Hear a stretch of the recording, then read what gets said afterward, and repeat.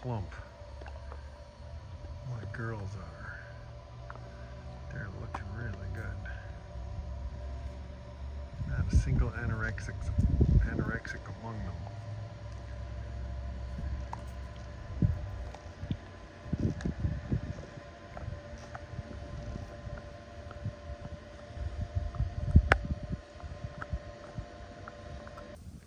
So a couple of weeks ago, this was bone dry, and now it has water in it.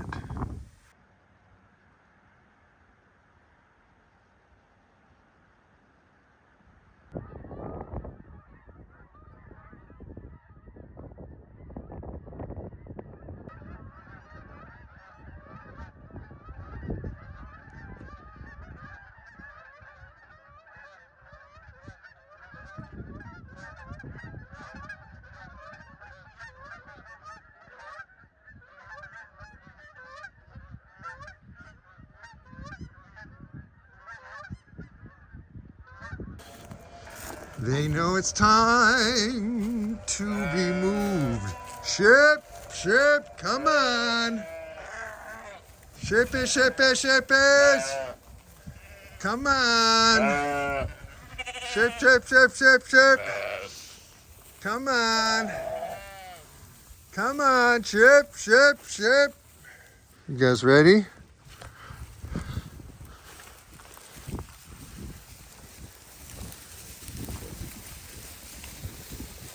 There they go. They figured it out. Good girls.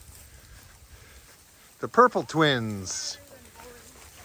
Oh, oh, oh! Girls are smarter than boys, evidently, huh? Yeah, that was sexist. I'm sorry.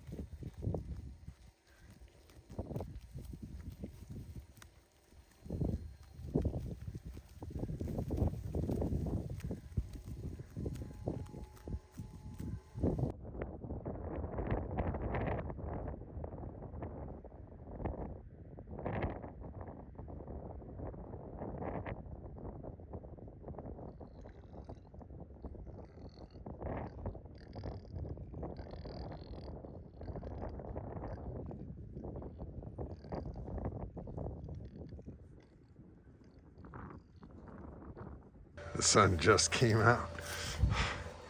It's been in and out of clouds. And it's about 2 in the afternoon, Eastern Standard Time. And I'm feeding the dogs. I've done a bunch of mowing. And I'm still got to go across the street and check the boys, because the boys are now right across the street. All right. Time for stocking caps. It's chilly. It's November 8th, and I'm really excited to be here because we have serious amounts of grass. This was a total burnout in August. It was just dry, and just all poof, brown, dry. And then it started raining in September, October, a little bit, just enough, and this started growing. So I'm feeling hopeful that I can just keep grazing these animals until I run out of grass. Unless we have like 3 feet of snow. But if we have just a little snow, they'll dig through it. And I'll supplement with hay, but they'll still be grazing. If they can graze all winter, they're going to be healthier than if they're eating hay. It's living versus dead stuff, right? So that's what I'm thinking about. I'm feeling really confirmed about these solar farms, and as starting out as a farmer, it's a place that solves so many of my problems, and I solve a lot of their problems. So like somebody's on site almost every day, and I keep moving from site to site. So like I'm gonna notice stuff that's out of place, you know? So having someone on site just to keep an eye out, you know, kind of randomly is, I think, a really good idea for the company, right? And I think it's good for the community because like I'm gonna be hiring young people to help me do this. I can physically handle this, but I also want to grow.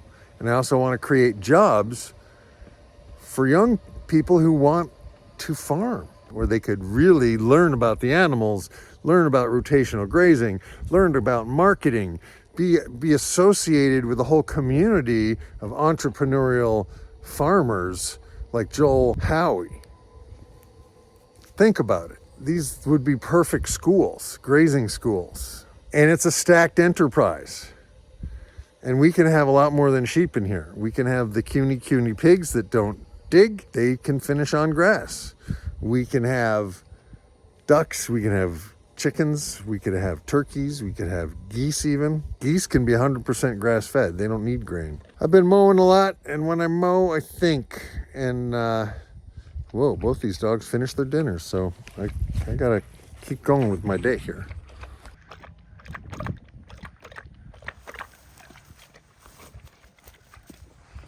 What are you doing, Spiky? He's like, I have presented myself for some physical attention.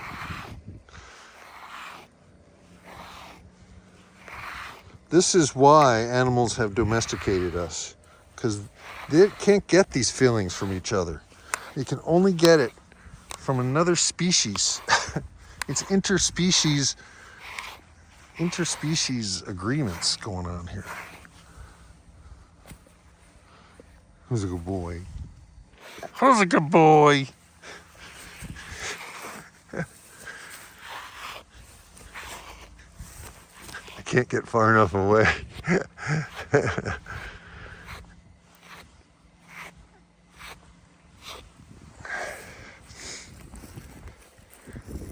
Who's a good boy? Who's a good boy? Who's a good boy?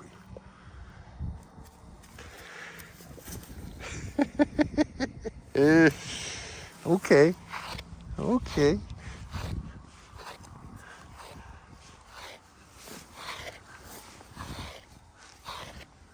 Your coat is looking good, buddy. No burrs. We just been working on them all fall. Whenever it's not raining, we do some grooming. Uh-oh, Luna found something. Where'd she go? Luna! Time for treats. So that's where we did not mow this summer. And this is where we did mow the summer, as well as where I mowed yesterday. So, there you go. So, wherever the sheep have been, I am mowing. I would like to not mow it too short, because there's still plenty of stockpile in here.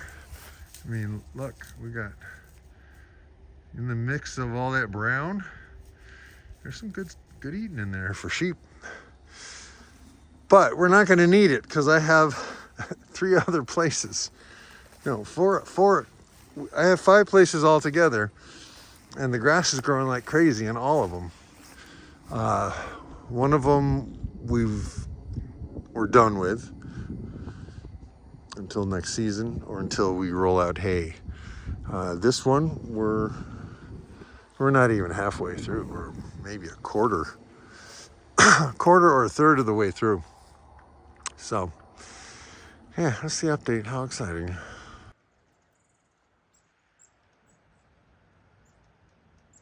Hey, good morning. Welcome to Healing Pastures. It's Mark Shepard, your minister of agroculture or agroculture. Agroculture, get it? Yeah. Anyway, it is Sunday, the 9th of November, and the forecast, it was for rain, but suddenly yesterday the forecast changed to snow, and it is actually beginning to snow right now. We're just a little bit before dawn. But look, I mean, isn't it amazing that our phones can give this quality even in low light? I think we're making progress in so many areas, and some areas we're so quick to change and adopt the new thing. And then in other areas like farming or in money, like we're still just doing it the old way. But this week, I'm working through a series called The Keys to Your Cage.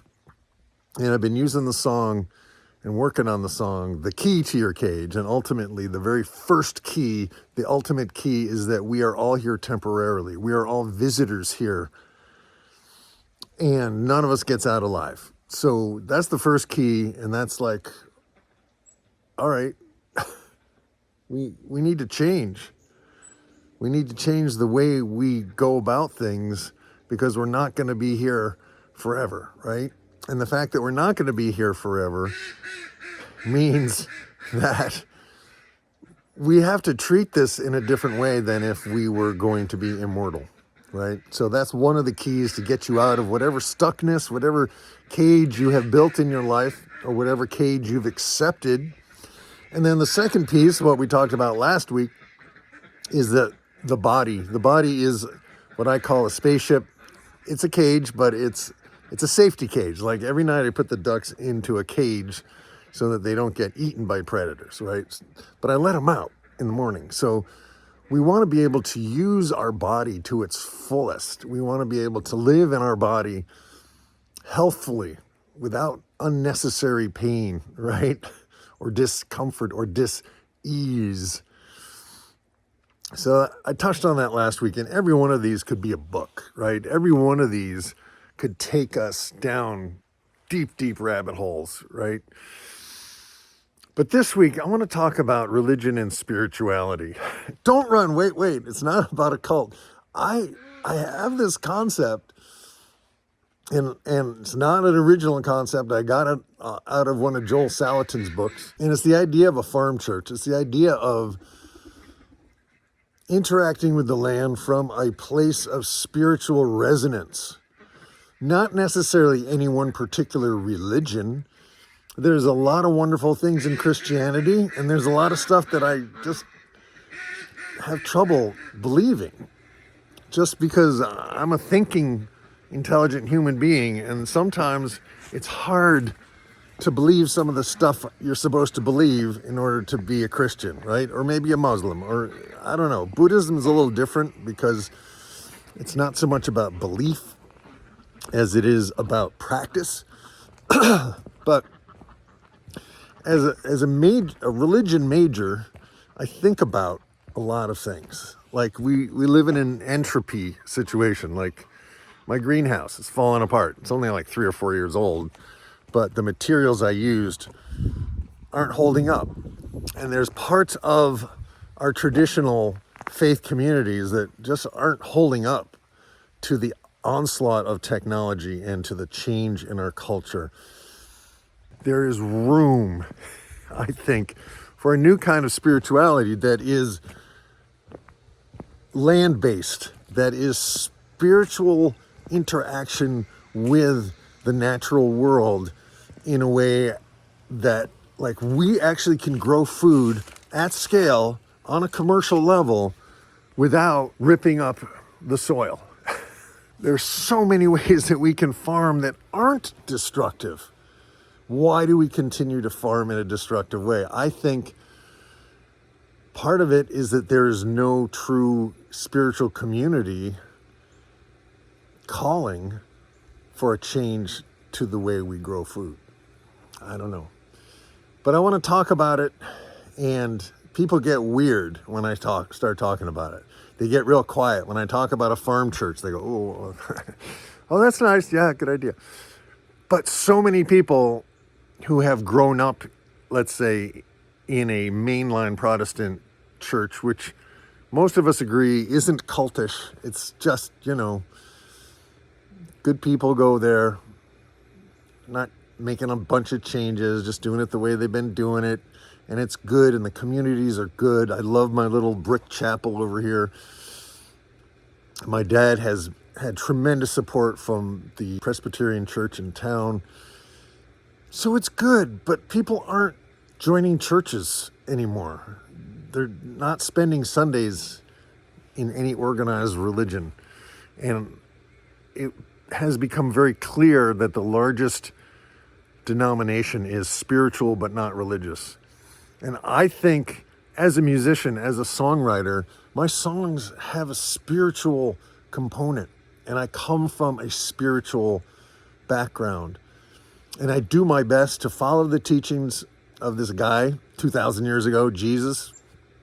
But I don't go around trying to get people to believe in Jesus to try to save their souls. You know what I mean?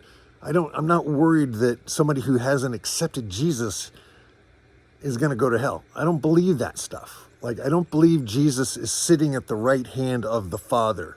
I don't believe God is a king. There's all this stuff I don't believe.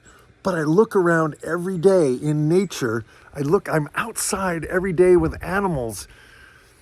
And it is a freaking miracle, people, that we are even here. Just the feathers on the ducks, right? The incredibly warm coat on my dogs, on my sheepdogs, Spike and Luna. And the fact that I'm looking around and I'm seeing the way people are farming, and it's so destructive to the land, and it's so just, the animals aren't thriving. As Joel Salatin talks about it, he talks about the pigness of the pig, allowing the animal's nature to express itself fully in a healthy environment. And if the animals are in a healthy environment, they tend to be healthy. Now, it doesn't mean they're always healthy. Like, we discovered the snail thing this summer. Like, we cannot put sheep wherever there are snails. That's just, So that's just what I'm working on this week, folks. Like, what is your spirituality? Like, what are we doing here? Where did we come from? Why is this a gift? Why is this a precious, precious gift that we need to be consciously working to steward, right, in the best possible way? And that means we may have disagreements with people who are doing it the other way. And that's a challenge. I don't like conflict. I want everybody to get along. I want it to be all good. Ah. But there's a place for spirituality in farming. And there's a place for farming in our spiritual community. So that's my big thought this morning. There's a lot more I want to say about it, but that's all I got. And it's getting cold out here, so I need to wrap this up. Folks, if you're new here, please subscribe. Please leave a comment below. My name is Mark Shepard. This is Healing Pastures. I call it a farm church because churches have music, right? I'm a songwriter, and I need a place to sing. I need a place, a context to use my music for some good. And I feel spiritually driven, spiritually called to work with the land and to grow food in a way that's good for the animals, good for the land, and good for us. So that's what I'm doing here. I hope you'll stick around and just keep supporting it. I really appreciate that very much. And the ducks are out. I don't remember letting them out. Did I put them in last night? I don't know. Let me give you some ducks. Good morning, ducks. Did I forget to put you in last night, or did I already let you out this morning? I think I might have forgot to put them in their safety cage, but they made it. Well, starting to snow. And since it's cold, I think I was going to use the key to your cage again, but I used it the last 2 weeks. So I think I'm going to do a different song this week. I think I'll use Coming From the Cold. So thanks for watching. I really appreciate you folks sending out thoughts and prayers, spiritual but not religious thoughts and prayers, to those of you out there who value good food, who want to do something positive for the environment, for the world, who think deeply, feel intensely, and want to do good by this beautiful planet that supports us and that we treat pretty badly. So here's the song, Coming From the Cold. And it was one of the first songs I recorded when I moved up here in 2019 or 2020. I can't remember. But Coming From the Cold. Let's form a community. Let's talk about how we can live on the planet in a little better way and create food that is delicious and also treat the animals with love, with care, with respect, and the soil itself, which is the foundation of all life. So here's the song. Peace, love, grooviness. Amen.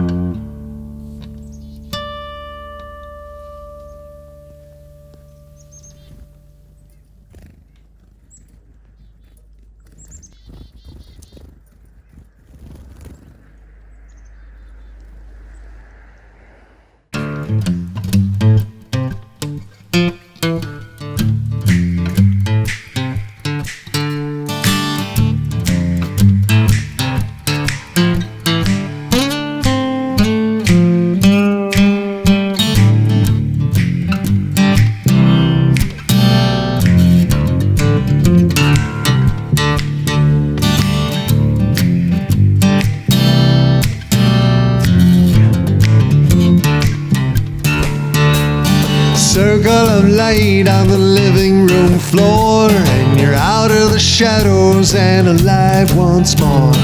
Call the police, call City Hall, call it a dream, call it nothing at all, but coming from the cold,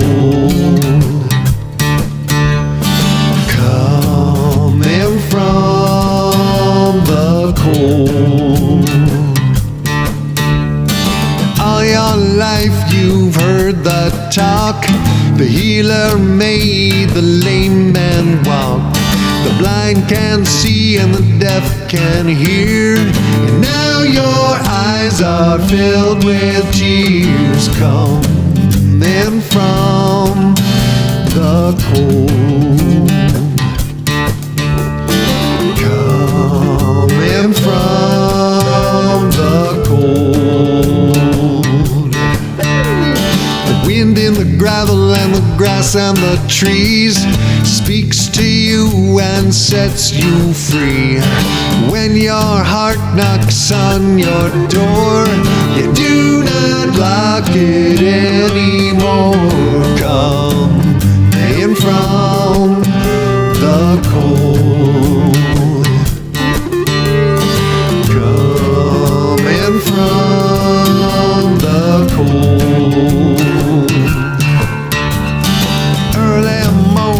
Yesterday, someone rolled your stone away. Are you alive? Do children play? Welcome to your morning day. Coming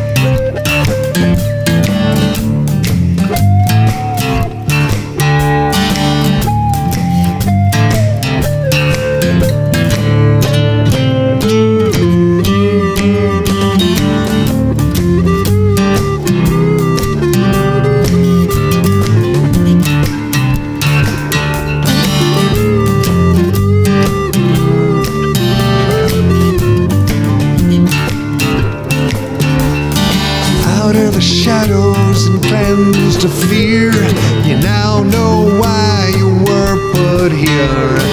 You have healed your heart and soul. Don't you think the world should know you've come in from the cold? You've come in from the cold. You've come in from the cold. You've come in from the cold. You've come in from the cold. Coming from the cold. Coming from the cold.